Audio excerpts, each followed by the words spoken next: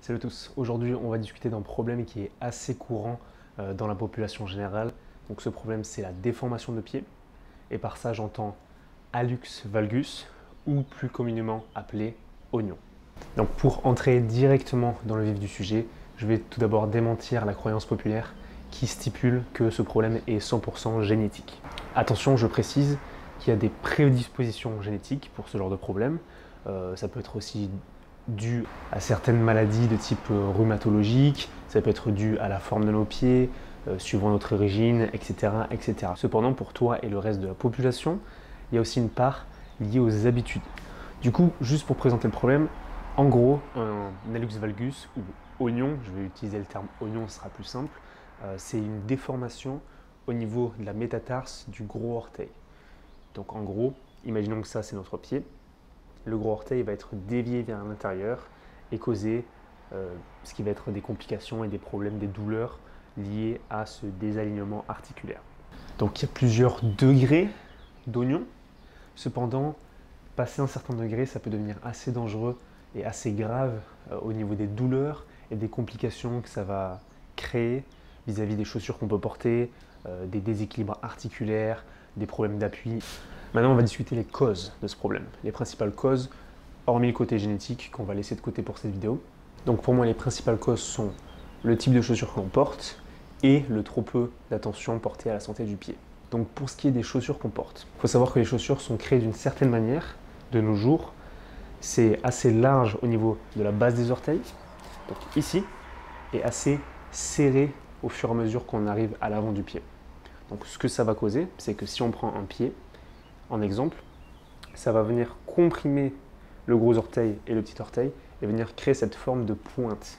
Et c'est ça qui, à terme, va petit à petit, mois après mois, année après année, déformer ces orteils. Alors que, au contraire, un pied est fait par nature pour être plus large au niveau des orteils. Si vous voulez voir ce que ça donne, prenez le pied d'un bébé par exemple, qui est encore parfaitement aligné. Donc au fur et à mesure des années, le pied va perdre en souplesse, il va y avoir de moins en moins d'espace entre les orteils et cet angle va se marquer de plus en plus jusqu'à causer un valgus plus ou moins important. Et ce genre de problème, il y a encore plus marqué chez les populations qui portent notamment des talons hauts, des chaussures de costard, vraiment à l'extrême de cette forme de pointe. Donc outre cette forme de pied déformé, il va également avoir des problèmes de pied plat qui vont être causés. Donc si tu as un pied plat, ça peut être dû aux chaussures que tu portes. Donc je vais expliquer ça. En gros, le pied a une forme de trépied pour ce qui est des appuis. Donc si on prend le pied, il va y avoir un appui principal au niveau de la base du gros orteil, un appui au niveau de la base du petit orteil et un appui au niveau du talon. Ça va créer ce trépied, donc trois supports qui vont être bien stables et où il va y avoir une arche entre chacune. Donc une arche ici, une arche ici et une arche ici. Cependant, si vous prenez un trépied, s'il y en a quelques-uns qui font de la vidéo par exemple, si tu enlèves un pied à ton trépied, le trépied va se casser la gueule du côté du pied que tu vas enlever. Même chose ici.